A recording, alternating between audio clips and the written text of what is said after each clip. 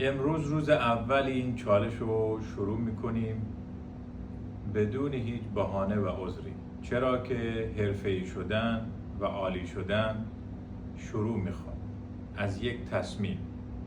این تصمیم بسیار قاطع که بعدش هیچ توجیهی در مریضی، خستگی، چون همراه انسانه و نمیتونی عذر بیاری و با 180 روز که ما شروع میکنیم تموم نمیشه، بلکه این نیاز به 10,000 ساعت متوالی و منظم داره حداقلش، تا در کار خودش، در حرفه خودش آدم بشه بهترین، تاپ، عالی.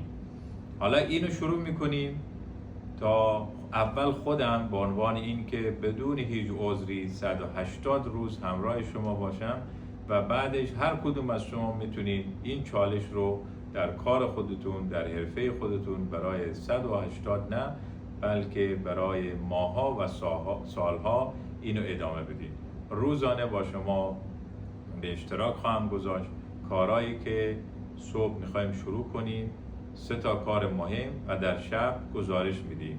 هر کدوم از دوستان خواستن توی پیج، توی واتساپ اینها رو با هم به اشتراک بذاریم، شاید به دردمون بخوره.